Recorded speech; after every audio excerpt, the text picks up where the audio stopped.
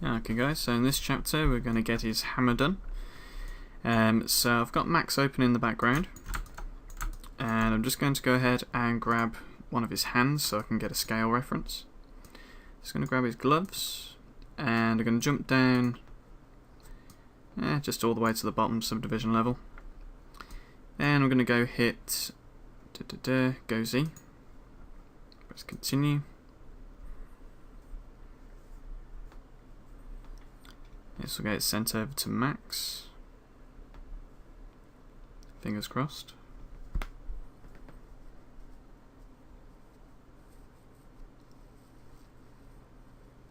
It's taking its sweet time about it. It might have been quicker just to export it.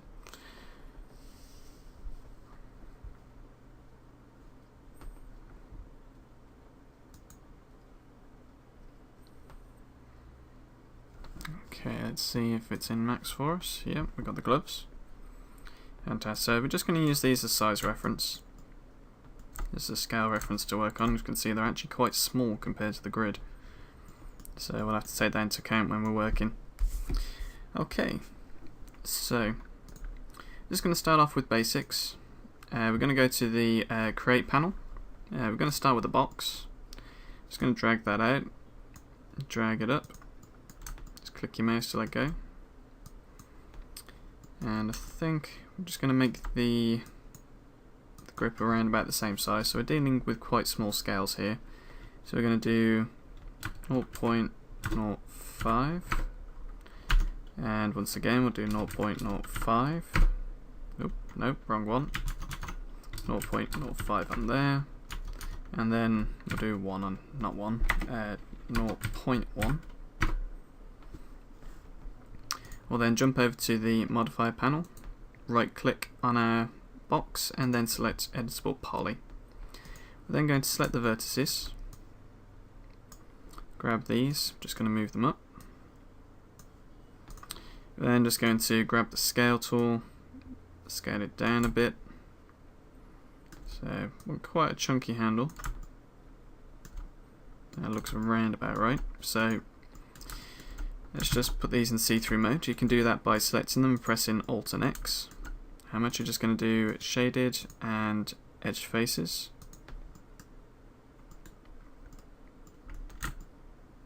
Now the scale is going to be a bit of an issue.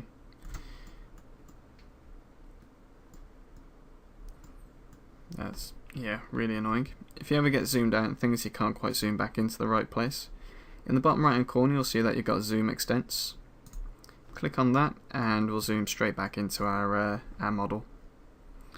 So I don't want it to be too long. After all, it's meant to be a blacksmith hammer, so it needs quite a bit of control over it. But I do want to make a bit of space for what will be the head of the hammer. I'm actually just going to scale this up so it's easier to work on, and we'll scale it back down later on.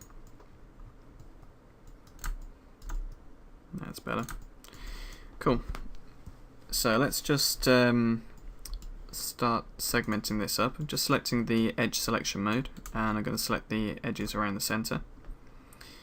I'm going to press connect, and I'm going to increase the number of segments until they look fairly uniform and square. That should be just about enough. Press OK on that, and then we're going to click on one of these edges. We're going to click the button where it says loop. It's going to select from one edge loop to another down to this corner. We're then going to click on ring, which is going to select all of the edges around the edge, around the circumference of it rather. And then we're going to click on chamfer. Now chamfer will sort of create a beveled edge for us if we increase the amount of chamfer that's going on there, or not. Doesn't seem to want to work for me. Okay.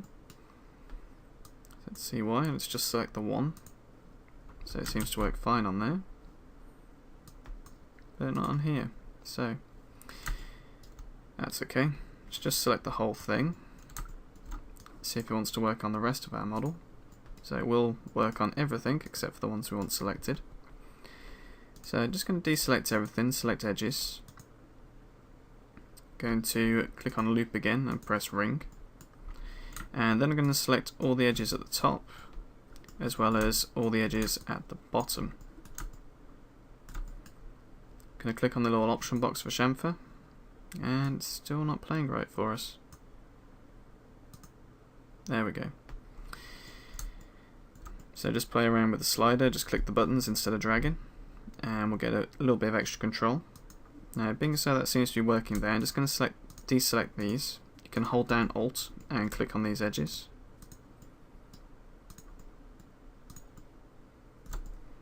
Going to click chamfer, and that's going to do exactly what I wanted in the first place. Now, I wasn't quite sure why it wasn't doing that. Just click the check button, and that'll be finished. And here we're going to select the polygon option, click on the top, and we're going to press inset. We're then going to drag it in. Oh, too much. Let's just reduce that amount. Looks like we're still dealing with quite a small scale. So I think I'm just going to increase the scale of this a little bit more, so it's a bit easier to deal with. So from here we're just going to sort of remove any triangles and n-gons. N-gons are polygons with more than 4 sides. So to do this, we're going to choose the vertex option, and the move option doesn't really matter if you've got that selected. We're going to choose the cut option from the edit geometry section, and we're going to click between these vertices, right click to stop the slice. That'll make everything 4-sided for us. And we're going to do the same down here. It's going to set polygon selection, click on inset and tick, choose cut with the vertex option selected, and we're just going to put a cut between here, right click, click on the vertex, click on the other vertex and right click. There we go. Cool, so that's our handle. Let's see which way the hands are facing, if I can actually see them anymore. Yeah, so forward is this way, backwards is that way. So let's just go to create, and we'll create another box. Let's just draw that down on here. I'm going to move that up into position. And I'm just going to start centering this as well so we can work with symmetry. So I'm going to type 0 into these. Not going to make a huge amount of difference, so it's not too far offset.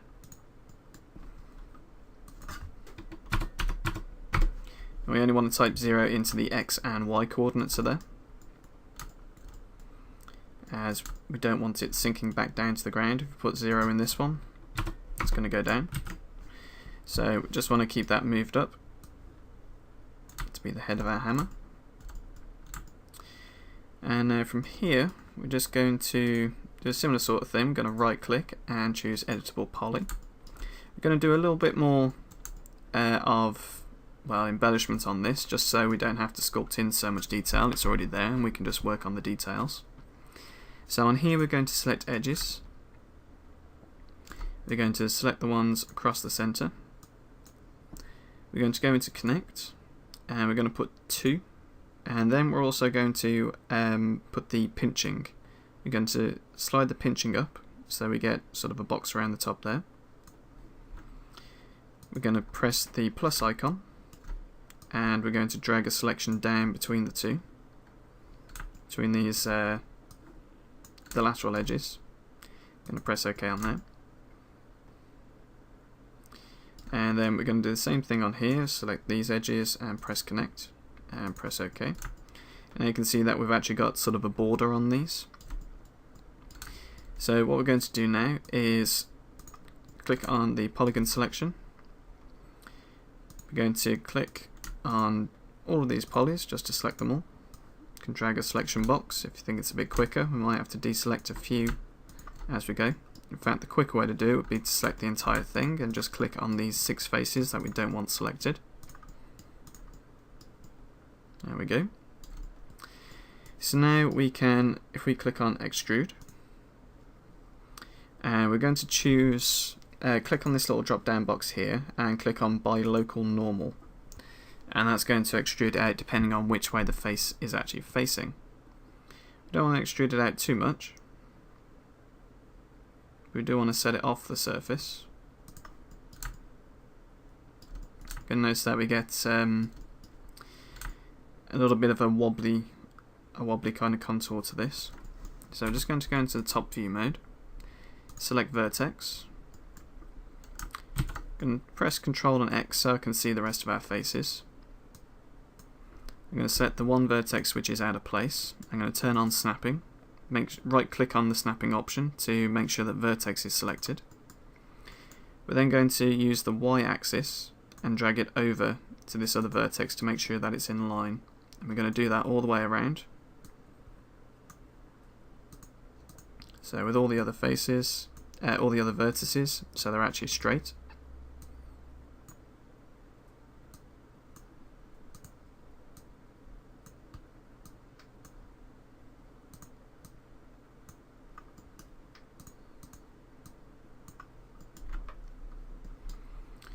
Do that with all the others.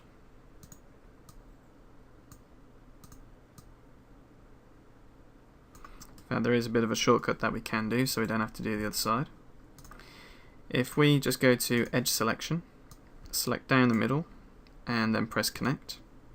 If we reduce that down to 1, that's going to put a line down the centre. We can then select all the polygons on this side, just press Delete, and now we only have to work on this one side, because we can just mirror it over to the other one. So let's just go ahead and finish off fixing up these vertices down here, because we want it to have a hard edge, a sharp edge.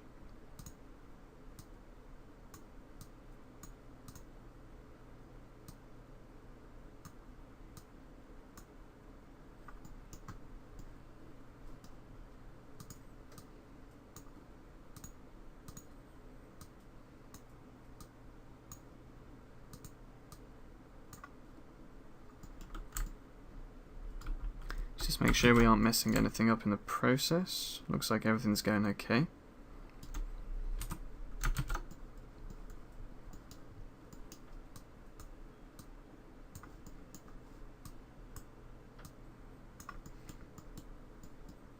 So that's all lined up, that's all clean. So now we have sort of perfectly straight edges. So what we're going to do now is just make sure it's right from the front as well. So hit F on your keyboard to change to the front viewport. Just going to raise all these up.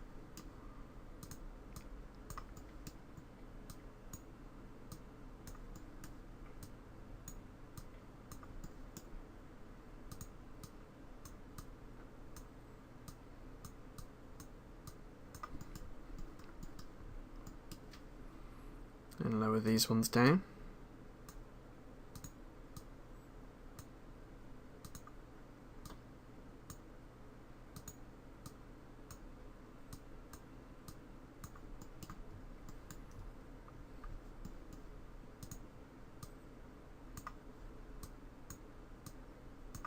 There we go. Okay, so now everything's level, everything's straight, pointing in the right direction.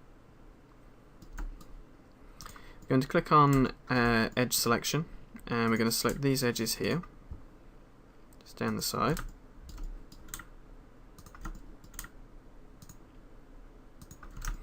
And we're going to chamfer them. So we're going to turn off the snapping option. I'm going to click on chamfer.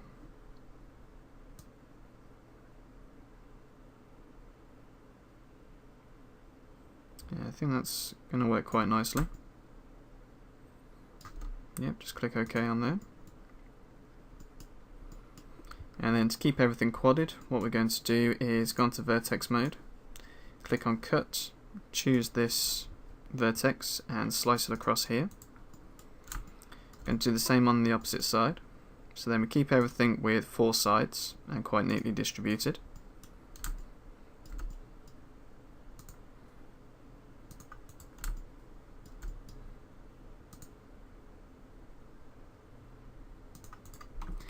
And we can right click to deselect that, go to the top view, and we can get these lined up nice and neatly. So I go on to vertex selection mode.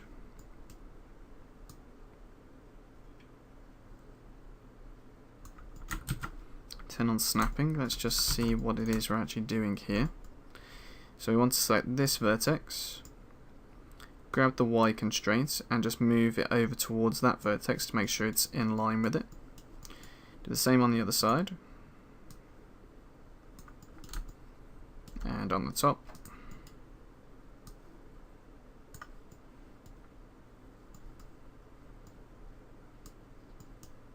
In fact, we need to do it for these ones as well, so we've got a nice straight line.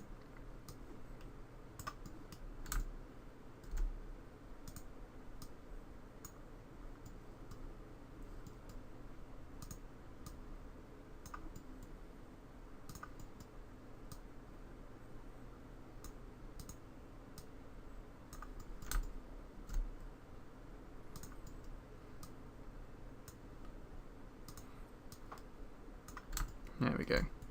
So that makes sure everything stays nice and clean for us. And just kind of thinking actually, in terms of the front and back of the hammer, I think I want those flat rather than indented. So I'm going to select these polygons here, hold down Control. If you press G, you can turn the grid off if it's no use to you.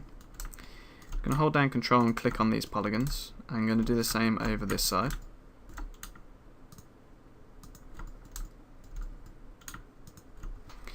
And press delete, and from here I'm just going to select the edge mode.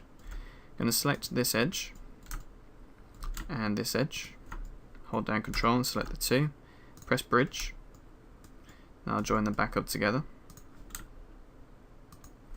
Again, select those other two, press bridge, and I'll join those up.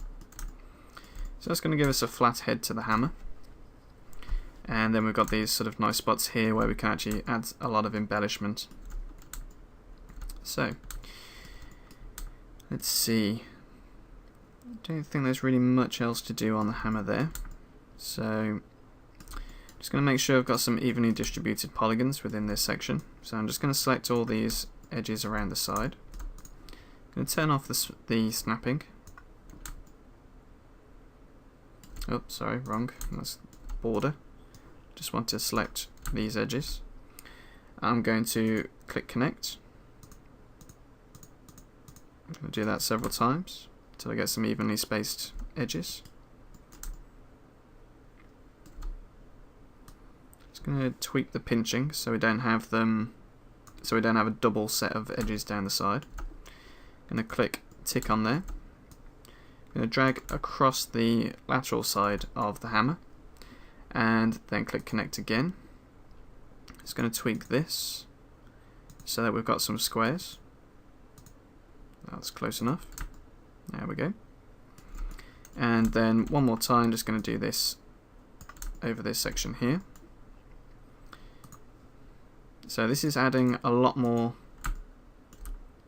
space for us to do some sculpting. So these areas are going to have a higher density of polygons, and that's going to allow us to do high resolution sculpting. So with some nicely spread out polygons. Just click on the editable poly modifier to deselect everything. We're then going to go to the modifier list, and we're going to go down to symmetry. So if you click on symmetry down here, we'll get a symmetrical section over on the opposite side. Just going to adjust the mirror. So I think actually the mirror is absolutely fine, it's on 0 anyway. So you can get the threshold and you can drag it down or up. If we drag it up, it'll mean it'll weld more and more vertexes together, depending on how close they are. We want it fairly low anyway, so I'll only do vertices which are actually close by, and that'll prevent any little issues here and there. Then go to right click and press collapse to, and press yes, and that's going to apply it to the mesh itself. So there we go. Alrighty, so from here we're going to click on attach and attach it to the handle. And now we have essentially a single mesh, which is in multiple parts, which allows us to deconstruct it inside ZBrush. And I think that's pretty much going to be all that we do with this hammer inside Max. So we're going to just get this exported. Just make sure you've got the hammer selected. We're then going to go to File, Export, Export Selected. Just going to drop that in the project file.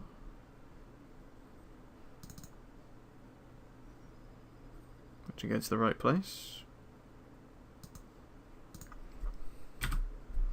So I get lost in my own documents folder. Select OBJ from the drop down box and call it Big Hammer. Press enter and we'll export it. Just press done. I'm going to go down back into ZBrush. I'm going to go to our subtools menu all the way to the bottom and press append, and we'll just stick a random object in here like a cube. I'm going to select the cube and press import. I'm going to go to our projects folder, head down to where we exported it and select Big Hammer OBJ and press open. Now as you can see, it's a big hammer, very big, as I forgot to scale it down. That's no problem. We can go into deformation and slide the size all the way down. Keep on going until it becomes something which resembles more of a actual carryable hammer. Still too big. Turn transparency on so I can see it when it goes inside the mesh. I think that was just about the right size actually. So I'm just going to move this over to the side here, just as a bit of a scale reference to his hand.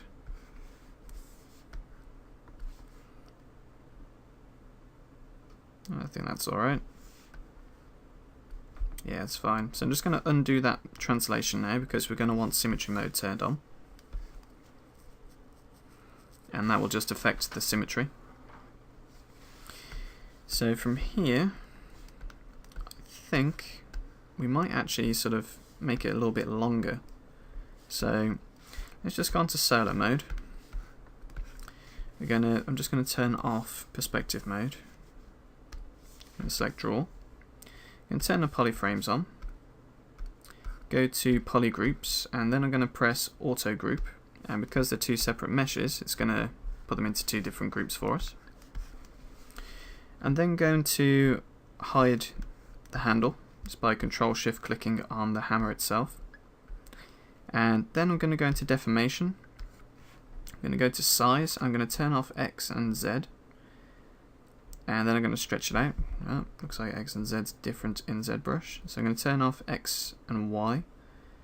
And just going to stretch that out a little bit more because I think it just kind of needs it. I'm going to unhide the rest of the hammer. There we go. I think that works quite well. So now we need to sort of control things a bit. I could do it into separate subtools, but to be honest, I think we've got enough subtools. I might even make the head a bit wider as well actually. So I'm just going to turn on X, turn off Z, stretch out the sides a bit. There we go, it's a little bit more imposing now. So instead of switching them into different subtools, because that means I'd have to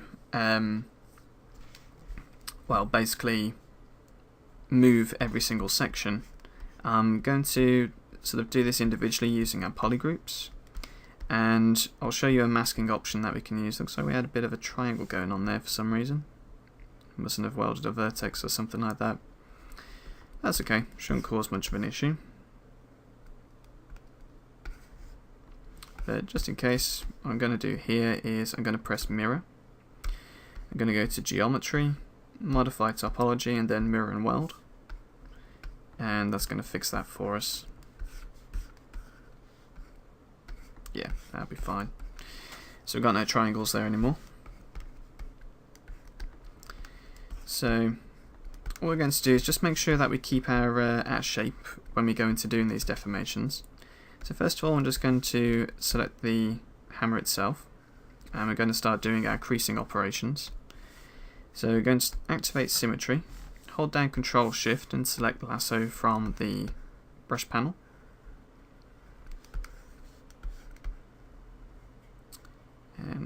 here, we're just going to select the edges that we want creased. I think we could probably do it by crease angle.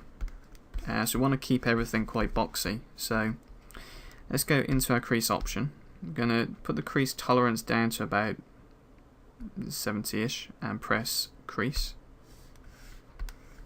So we've got a crease along pretty much all of the edges except for these ones at a slight angle here. So it's saved us a lot of work doing that. So let's, yeah, everything else is creased quite well. Let's just do these corners here. Just going to go into a top view and drag a hide selection around this point. Going to press crease. Going to do the same for the other side. And crease. I think we're probably going to want this section creased as well, as I think that's going to end up sort of deforming into sort of a rounded section. So let's see what happens when we divide. Yeah, things get a little bit choppy around this area. We want to keep them straight. Just going to undo that. So I'm going to select these edges. Deselect that one. Press crease. And do the same on the bottom.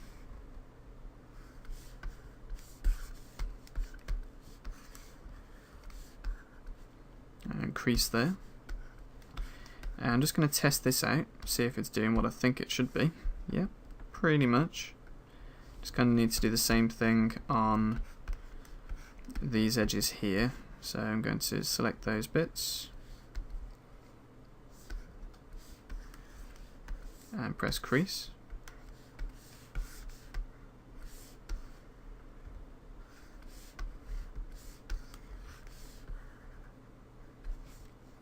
Crease again.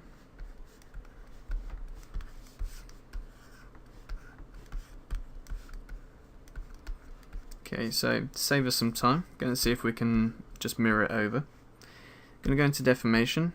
I'm going to uncheck the X on the mirror option, then press Z and press mirror, so that'll flip it over to the other side. If you go to geometry, modify topology, and activate Z on here and uncheck X and press mirror and weld, and get that mirrored over to the other side as well. So it looks like we've got a bit of weird deformation going on there as well. Not quite sure why, but shouldn't make too much of a difference. We're going to be sculpting on it anyway. But now we've got quite a sharp looking hammer. Very geometric, which I think the Vikings would be quite proud of. Still got a few edges that need controlling by the looks of it.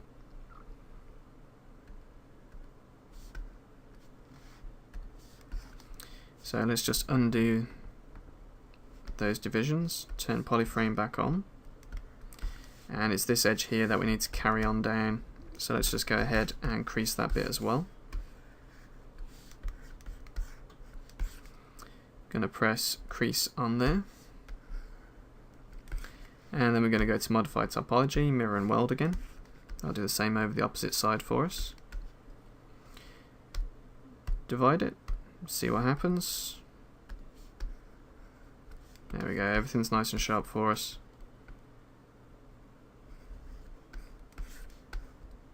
So there's a bit of messing around there, but it worked out in the end. There is another quick way of doing this. You can just uncheck smooth when you're dividing it. So if we turn on polyframe here, uncheck smooth, and we can press divide, and it doesn't matter if the edges are creased or not, it won't smooth them down.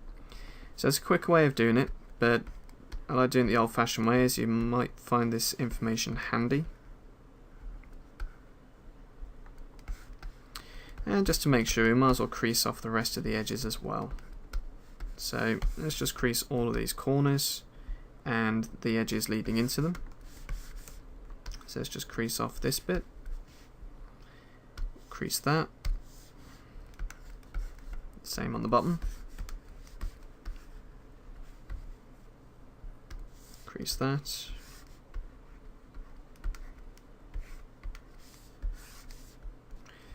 We'll mirror and weld on the Z axis.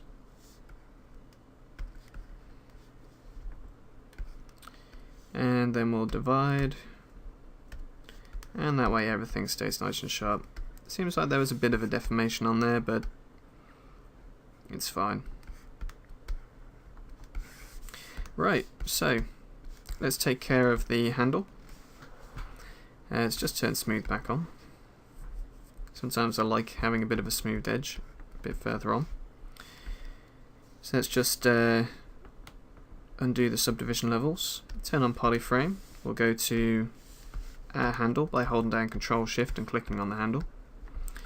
Now also you want all of these edges to be quite hard, so I'm going to select the top bit. Going to go ahead to crease and press crease. And do the bottom bit. Crease on there. Just going to hide the rest.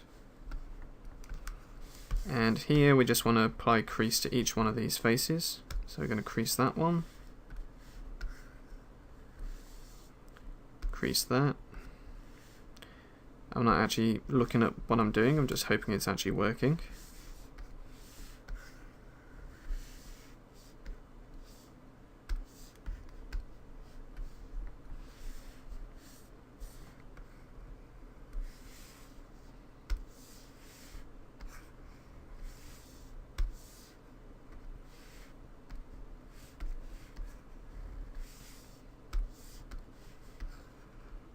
So it looks like we've got some nice creases down there. Let's just divide. That's great, so that's working. We haven't got any strange deformations or anything going on. And we've got a very angular looking hammer, so that's all good. Cool. So we have our hammer. Let's start detailing it. So I'd like to put an inscription on the side of this hammer. And to do that, I'm going to use a combination of some fonts and Photoshop. We're going to create a mask and sculpt it out that way. So you can see I've got a website up here. It's dafont.com and it's the Viking Elder Runes font. So I'm just going to go ahead and download that. Okay, so I've got those fonts installed. All I need to do is just download the zip file, open it up, double click the TrueType font files in there and just press the install button.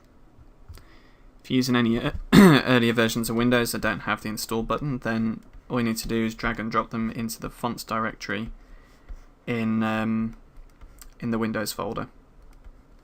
So what we're going to do now is just going to open up Photoshop. In fact, I'm just going to press Zap link. So I'm going to zoom right in on here so I can get as much resolution as I can.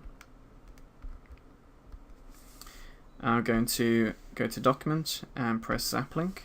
I'm going to enable Polygon Colorize. I'm going to press Drop Now. And I'm going to show you how to mask by Polypaint. So I'm just going to return to Photoshop, which is opening up on my other monitor. So let's get that dragged over.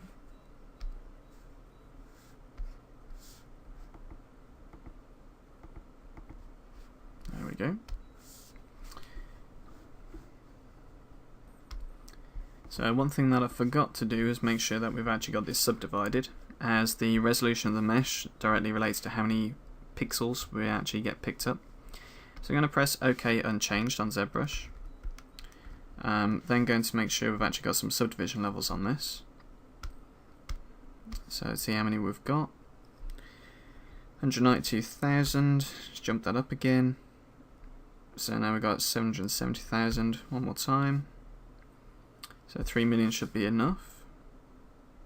Is it 3 million? Yeah, just over 3 million. So let's go ahead, press Documents and press Zap link again. Press Drop Now. And we'll just update the Photoshop file. Select your text tool and just click on the background. So I just had a quick look around for something Viking-y to type in here. Can't quite find anything relevant in terms of Viking proverbs. Probably wasn't looking hard enough, but decided to go with some of the lyrics from the song that this sculpture is inspired by, Cursed Be the Iron by Chirasas. So I'm just going to type in one of the verses, and that's going to have the Viking Elder runes selected. Now it seems that this font only works with caps lock, so turn caps lock on, and we'll start typing in by the furnace, by the anvil. Seems like it doesn't want to work after punctuation either. Such a strange font. By the anvil, by the tongs, and by the hammer, by the dwelling of the blacksmith, by the fire within the furnace. So that looks suitably Vikingy. Might actually go for bold, so they're actually solid rather than anything else. Just going to hit Control T to enable us to scale this up, and just drop that sort of in the center there. Don't know how this is going to work out, we'll have to have a check. So with that done, just right click and we can rasterize the layer, rasterize type. We can then right click again and press merge down. Press apply, preserve, to preserve the masking. Then go to File, Save. Drop back into ZBrush and press re-enter ZBrush. Press pick up now and we'll see what kind of resolution we get on this. It's not all that great, but it should be enough to do what we want to do. So let's just make sure we've got symmetry turned off first of all. So deactivate symmetry. We're then going to go over to our masking option, and then we're going to do mask by polypaint. So mask by color, and we're going to do mask by intensity, I think. Don't know if that's worked. Let's invert the mask. If we go to subtool and then turn off the polypaint, you can see we've actually got a mask which selected around our font, which is pretty cool. It's not too bad. Could probably do with a bit more resolution, but I think we'll be alright here.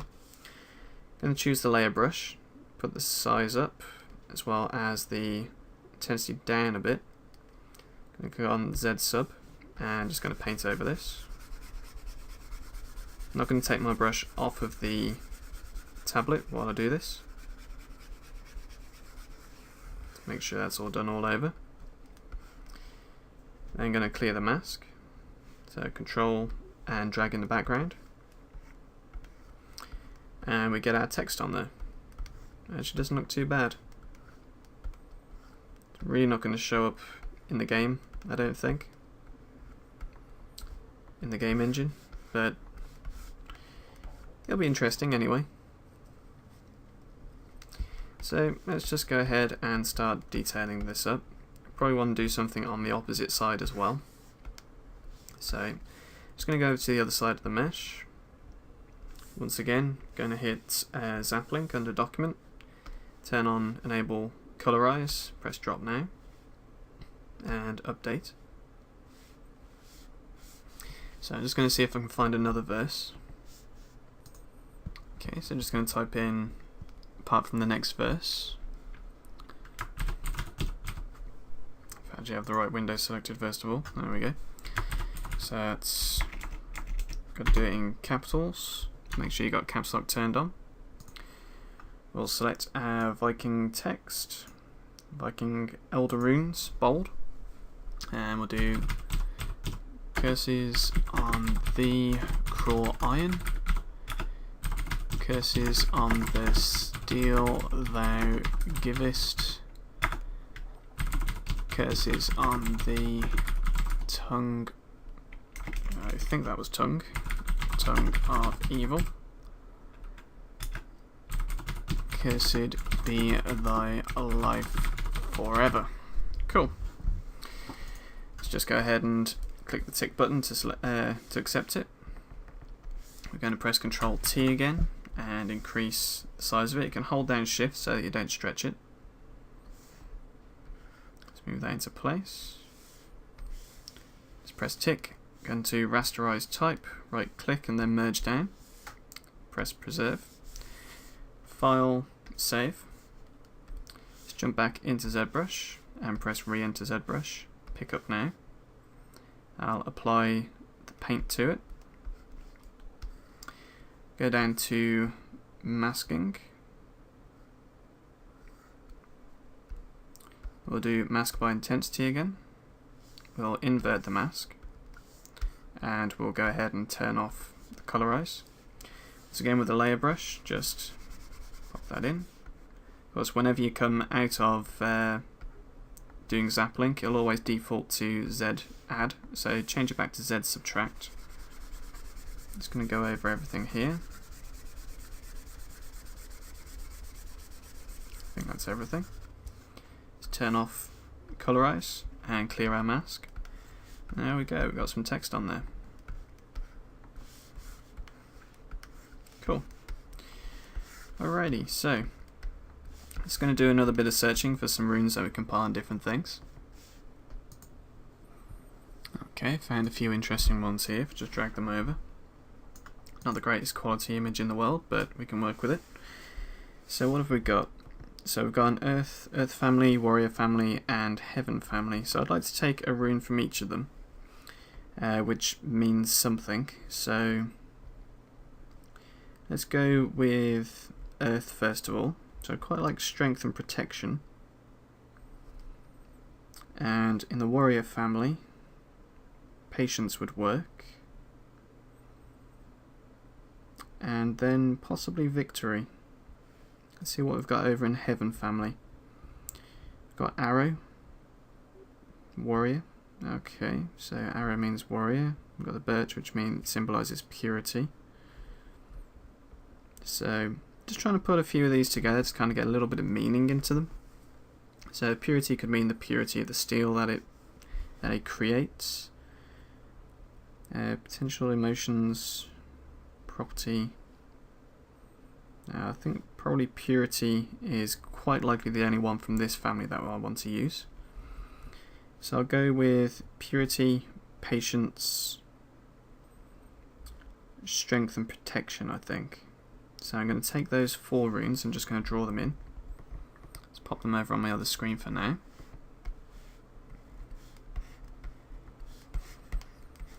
And I think I'm just going to put this on the front face. So I'm going to choose my layer brush.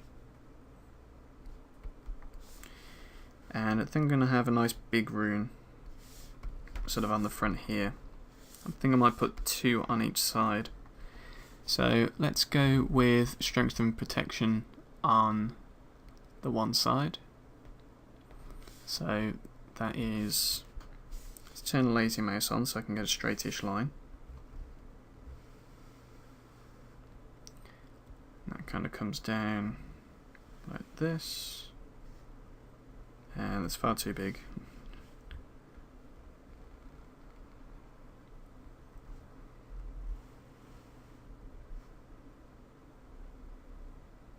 I think I might actually do that in Photoshop, so I can get a nice sharp edge on it. Let's go to Document and Zaplink, enable Polygon Colorize again and drop now. Let's just update. And from here I'm going to choose Big Brush, preferably with a hard edge. So I'm going to go to my brush menu. I'm going to turn the hardness all the way up. I'm going to turn the transfer options off. And from here I'm going to turn the size down a bit. I'm going to select black. I'm going to hold down shift, that will enable me to draw a straight line. While still holding down shift, just lifting off from the surface of the tablet and clicking to do another straight line, and then again, I think I just messed that up, so holding down shift and just carry it on down. And do Control T. Just realised I'm down the wrong layer, so I'm just going to undo that. I'm going to create a new layer over the top so I can control it a bit easier. And from here, just going to once again just draw that out.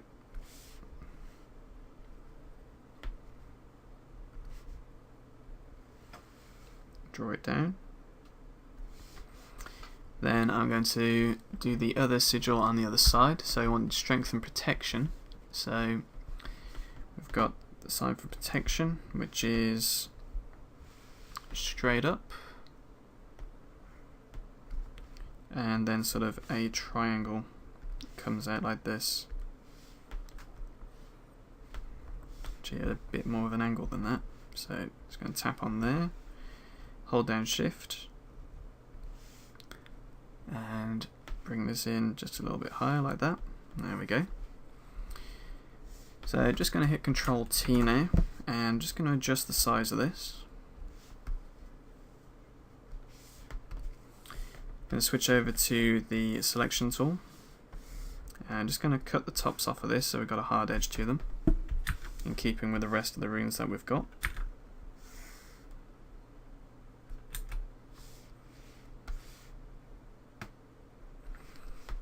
So I'm just going to grab the, hold down my mouse button over the lasso tool and press polygonal lasso.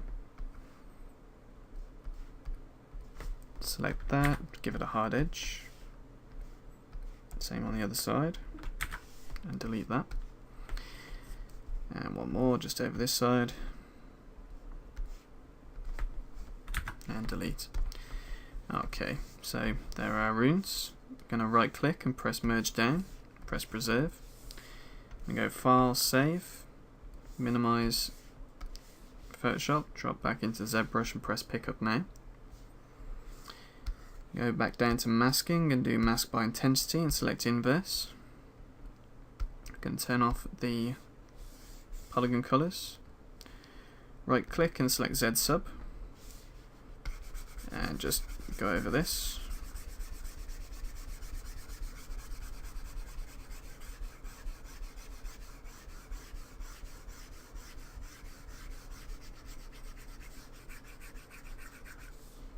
And just control drag. Looks like our mask wasn't totally sharp, so we got a bit of that going through the mask as well. It's no big deal. It's going to look weathered anyway, it's going to be beaten, so that's fine. And let's do the ones on the rear. Going to do drop using Zap Link, enable polygon colorize and drop now. Update and create a new layer. Grab my brush, and let's see which are the ones we want. We wanted patience, so that's pretty much just a cross, so let's just draw that down, and it kind of comes in at an angle like this.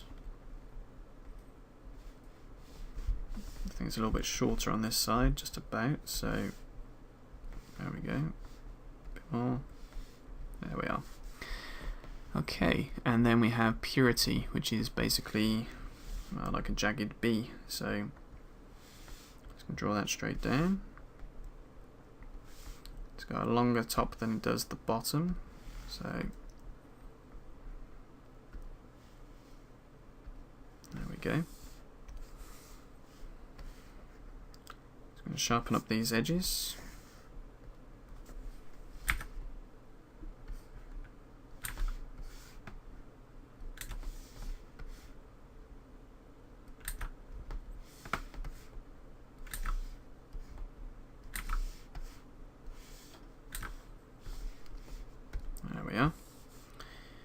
So Control T again, just sort of adjust the size of them a bit. Right click, merge down, preserve the mask, File, Save, back into ZBrush, re-enter, Pick Up Now. Down to masking, mask by intensity. Invert the mask. Just turn off the colorize so I can see what I'm doing. And we'll right click and select Z sub, and I think I'm just going to go with a larger brush size this time. Just drag it over the surface, kill off the selection, and there we go. So got a pretty well decorated hammer there. Cool. So we've got Got strength, protection, patience, and what was the other one? Purity. I think that's probably a good motto to live by. Cool. Right, so that's largely the hammer done. It's just a little bit of detailing now. So I'm going to grab my trim dynamic brush. Going to lower the size, and just going to start knocking back some of these edges. That seems to have gone a bit weird. So we can uncrease this now. Go to geometry and uncrease all. Oops, actually didn't want to do that. Want to make sure we go onto polyframe, hide the rest of the hammer, and press uncrease. Take its time because we're quite high on the subdivision level. No, it's not going to work for us, is it? Let's just drop down the subdivision level so it's a bit easier to deal with. So let's just grab the head of the hammer and press uncrease. Still not working. Uncrease all. Yep, so that should still have our form there. Nope, it hasn't. That's okay. Well, let's see what we can do to fix that. Let's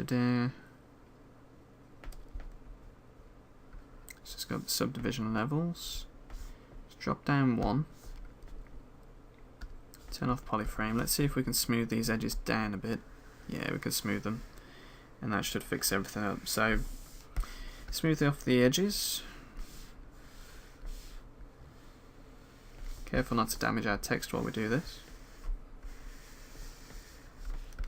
So maybe quite a geometrically shaped hammer, but smoothing off the edges on hard surfaces always catches the light quite nicely. So it's going to make some nice renders for us. And the normal map should be nice and clean as well.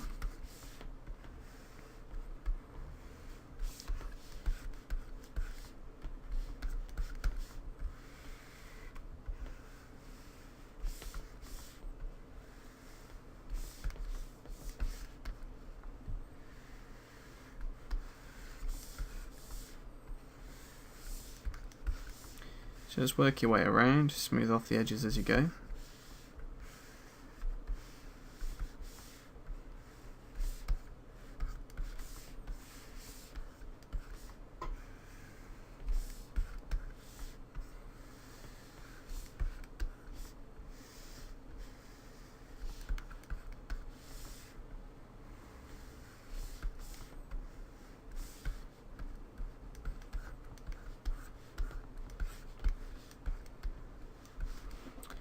That's all the sharp edges taken care of with that one done. Quite possibly this one as well.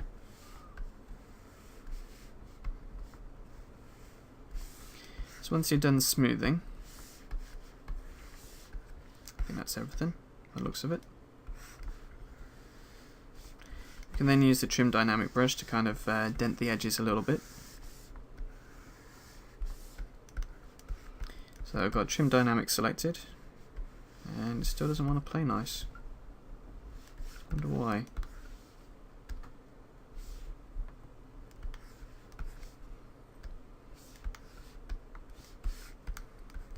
Okay, let's just try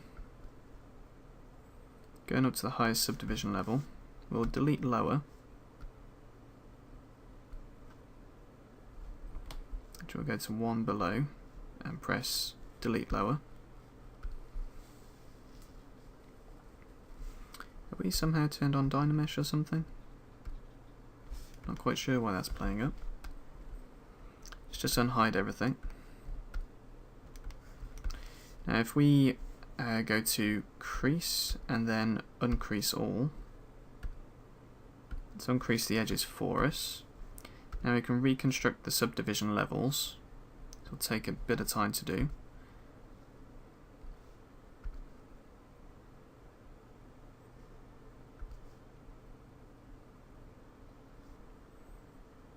It's worth doing though, just because then we can turn it down and up just to make sure we get decent performance out of everything.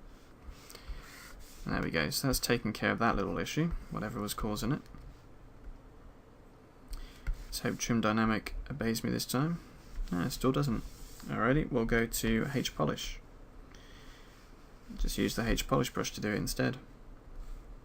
If anyone knows what's causing the issue there, I'd be really happy to know exactly what's going on. Never had that happen before.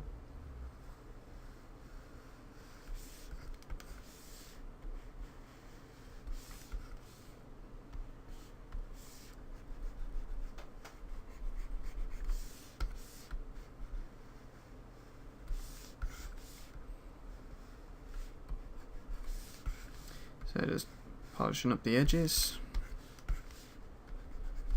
Make it look like it's a hammer that actually gets used.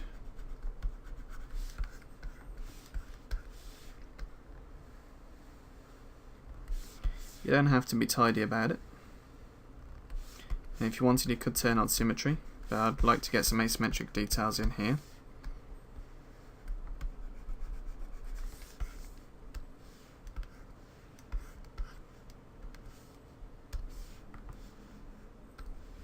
I'm going to drop the subdivision level so I can affect more polygons.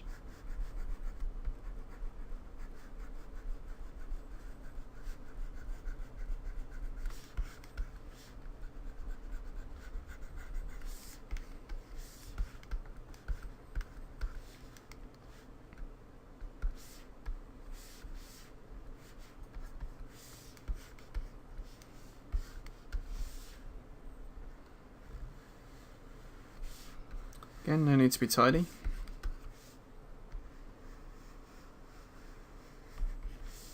Unless you really, really want to be.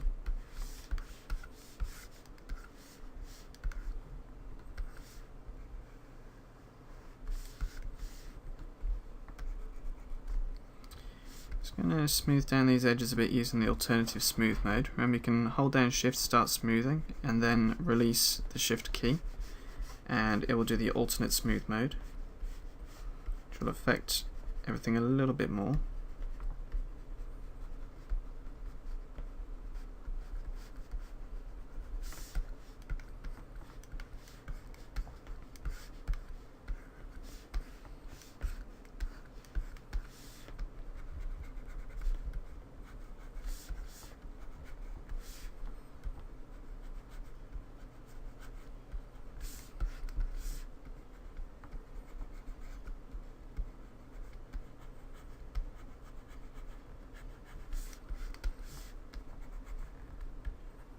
So combine that alternate smoothing with the H Polish brush, we'll get some details going in.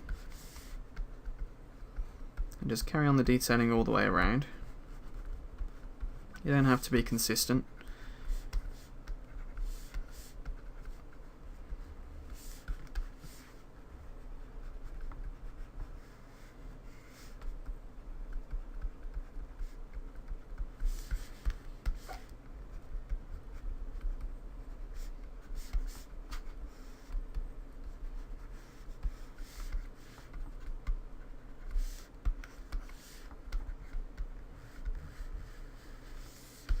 Just kind of want to warp it a bit, add a bit more wear to it.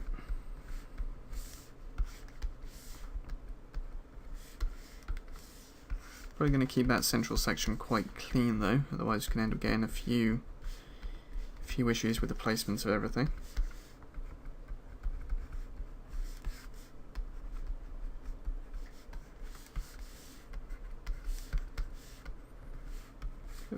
Feel free to go as crazy as you want, really. It can be as dented or as straight or as perfect as you want.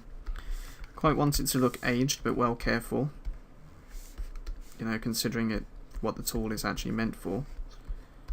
Obviously it's not going to be pristine, but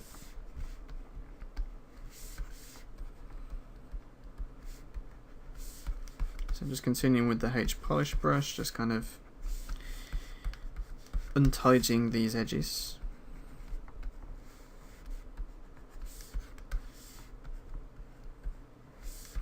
So in retrospect, it probably would have been a better idea, instead of creasing off sections, just to turn off the smooth option, and then we wouldn't have had the issue that we just had here. So keep that in mind.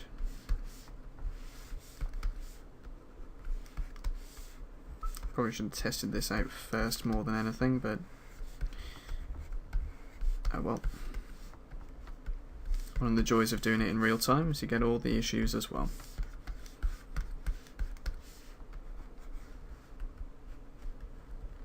Instead of trying to explain things afterwards. So there we have a bit of the battering of the hammer.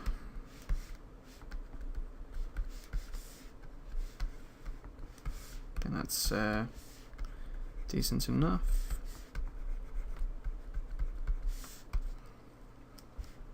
Might hit F, go into the brush menu, hit F and then choose flatten. And so just enhance a few of these a bit, just kill off some of these hard corners where they've got a little bit too sharp thanks to the polishing.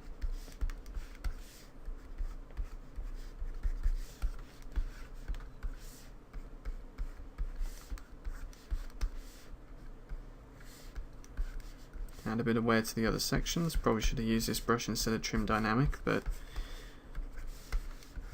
again, hindsight.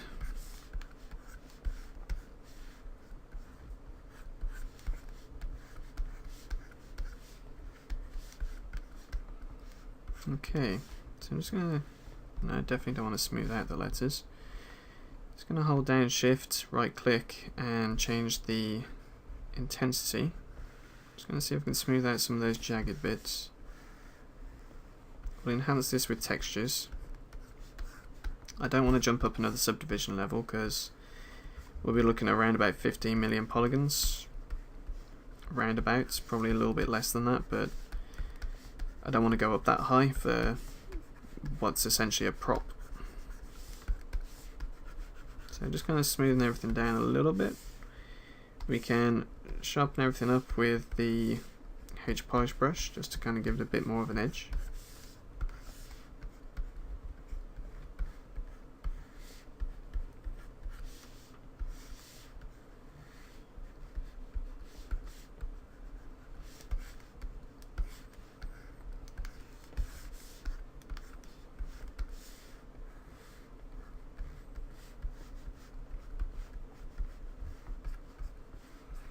Don't worry about obliterating too much. The normal map will still pick this up and we'll be enhancing it with textures.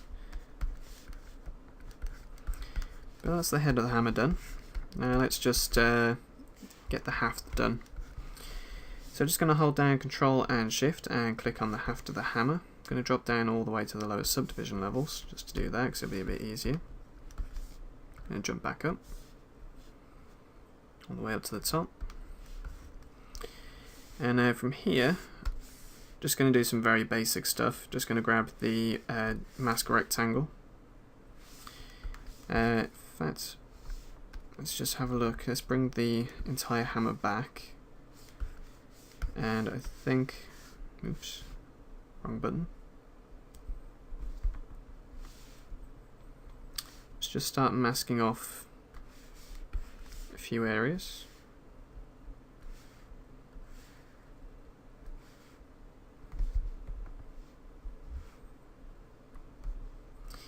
Thanks, ZBrush.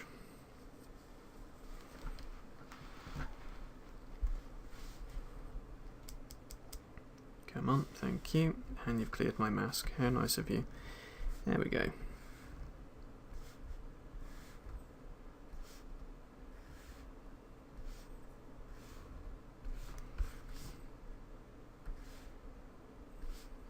Just dragging these rectangles around.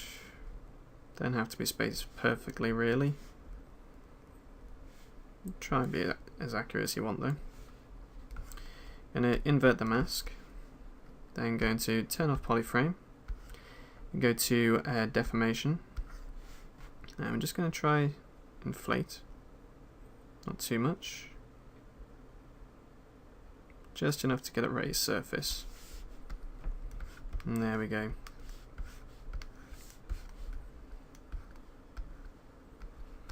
Cool. So I think we'll do a lot more with textures instead of anything else, so that's going to do us just fine. Quite happy with that. Turn off solo mode. I want to reduce the subdivision level so it's not quite so heavy with everything visible. And then we have his hammer. So just going to move this off over to the side. We don't want to put it in situ with anything right now, but the scale's right, and I think that works. Got some nice detail on there.